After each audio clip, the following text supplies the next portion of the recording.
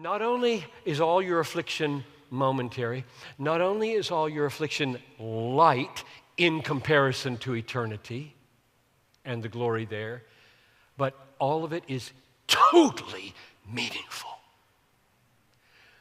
Now that is a very controversial statement because of how much insane suffering there is in the world. Every time something horrific happens, an interviewer will say, meaningless. And that is what it looks like. That's what it looks like. See, look at it. This is meaningless. These 23 kids in India, what did they do? They ate lunch, and they're dead. Or Moore, Oklahoma, or Boston. It's everywhere. Now we've got the internet. We've got no excuse for not crying every day. Weep with those who weep, right? If you don't have a theology that can cope with the internet horrors, you just better check out or get one. This text says, our light, momentary affliction is preparing for us an eternal weight. It doesn't say will be followed by an eternal weight of glory. That would be good enough. That would be good enough. That's not what it says. Kat ergodzomai. Forgive the Greek. I just love it. Got to dump it out every now and then. You don't need to know that. The word means produce, prepare, cause to bring about. I'll venture this. Every millisecond of your pain from the fallen nature or fallen man, every millisecond of your misery in the path of obedience is producing a peculiar glory you will get because of that. That's a very controversial statement, and I believe it. So that if anybody says to me that a believer's suffering was meaningless, I'll be quiet probably because they're probably hurting really bad right now, and I'm going to wait and see when the right time is. But I'm going to come back eventually and say, it wasn't meaningless. I don't care if it was cancer or criticism. I don't care if it was slander or sickness. It wasn't meaningless because verse 17 says, my light, momentary, lifelong, total affliction is doing something. It's doing something. It's not meaningless. Of course you can't see what it's doing. This is the main unseen thing verse 18 is talking about, I think. What's the unseen you're supposed to look at? You're supposed to look at the promise of God in verse 17 that says your pain is doing something for you. You can't see it, you can't feel it. Either you see it with the eyes of faith, believe it because the text says it, or you lose heart. And I'm going to close with John the Baptist as an illustration. I love and groan. My name's John. I love all the Johns in the world. That's a weird thing to say in the city.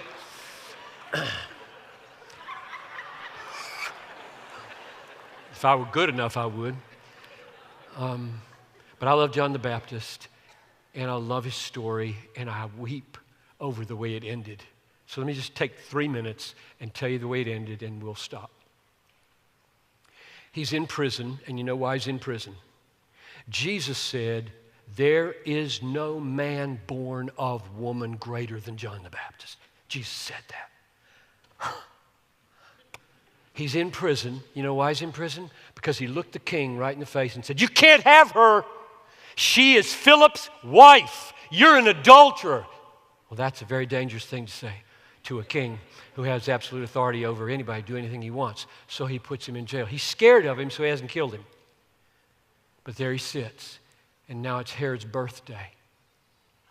And he gives a party for himself. Throws in a little bonus, a little sexual bonus for his guests. Has his stepdaughter dance.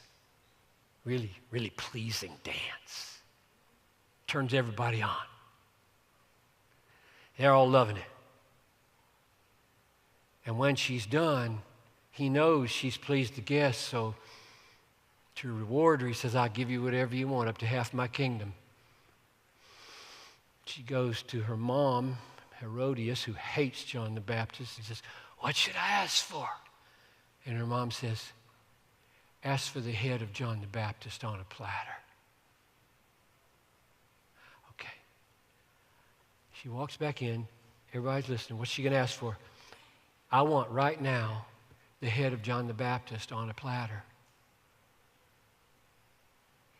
Silence in the room. King can't take it back. Okay. He whispers to his attendant, get it. John's sitting there in the cell, wondering how the kingdom is going to come. And the door opens, and two guys are standing there, one of them with a sword. It's just a moment of silence, doesn't know what's going on. And the one with the sword says, come over here and kneel down, and if you struggle, we'll bind you. And John says, what happened? What's going on? And the executioner says, King's daughter danced in the party, and she asked for your head, and we've come to get it. We're going to take your head. That's the last thing he has to think about in the next 20 seconds. What would you think? Everything in me says, God, what can be more meaningless than a party where a girl dances, asks for the greatest man on the planet's head, and within 2 verses of the Bible, he's dead? God!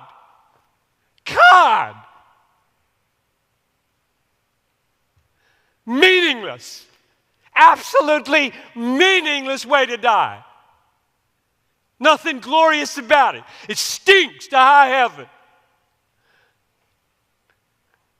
I'll tell you, I hope God in his mercy put into John's head in those 20 seconds this light momentary affliction is working for you an eternal weight of glory. And so I believe the main because for not losing heart in this text is that none of your suffering is meaningless. It'll feel that way. That's why verse 18 says, don't look at what's seen. I mean, you just stand there watching that happen. You just stand there watching that happen. You're going to kill him. He didn't do anything. She just danced.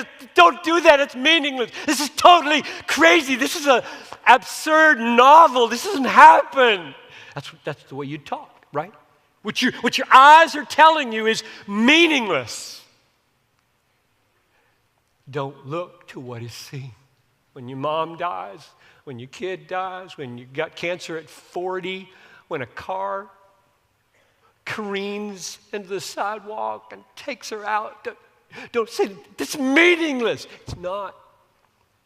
It's working for you an eternal weight of glory. Therefore,